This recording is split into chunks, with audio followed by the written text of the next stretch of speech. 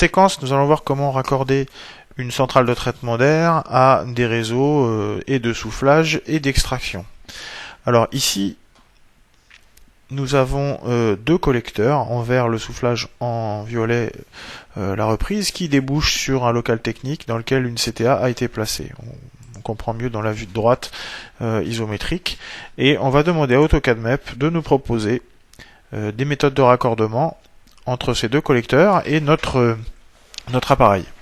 Alors, pour ça, nous allons sélectionner ici la pièce de gaine circulaire, actuellement du 315, et diriger cette pièce vers le connecteur ici de l'appareil.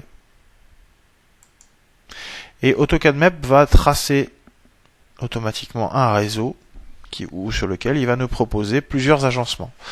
Alors si on regarde dans la ligne en bas de commande, on va voir que nous avons actuellement 3 propositions d'agencement.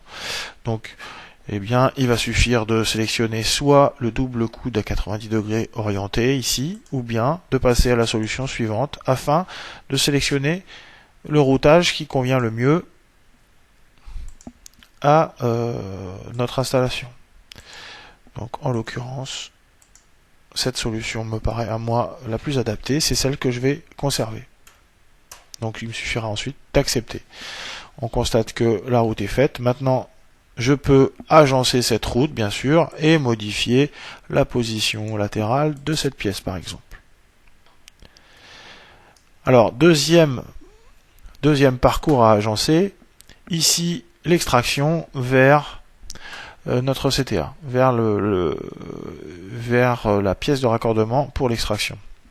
Alors, dans la première partie de l'exercice, nous avons vu que en partant de la gaine vers la CTA, nous avions créé un réseau en 315, puis un raccordement à la dernière minute vers la pièce de raccordement à la CTA qui elle est rectangulaire. Nous allons voir, même si techniquement c'est pas forcément ce qu'on fait dans la réalité, que si l'on procède exactement à l'inverse, c'est-à-dire en partant de la CTA et de son connecteur circulaire vers ici l'extrémité de notre réseau circulaire, AutoCAD MEP va nous proposer un raccordement exactement typé à l'inverse, à savoir il va rester en rectangulaire du début du parcours jusqu'au plus près de la fin du parcours.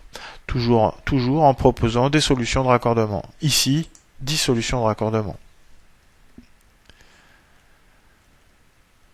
Que je balaye en tapant S et Enter. Donc, si je conserve celle-ci, je fais A, Enter, et j'ai accepté la dernière solution.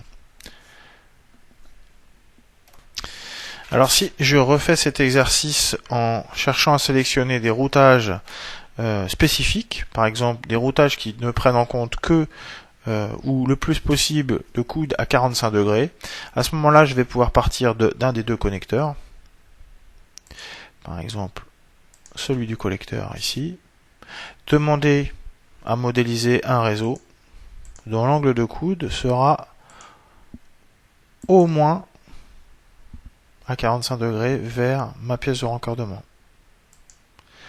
On va voir qu'AutoCAD MEP va me proposer toutes les solutions ici contenant des propositions avec des coudes à 45. Pas exclusivement des coudes à 45, mais le plus possible avec des coudes à 45. Donc la solution 4, qui a l'air d'être assez viable, sera très certainement celle que je vais retenir. Donc ici, il a découvert 13 solutions que je balaye devant vous.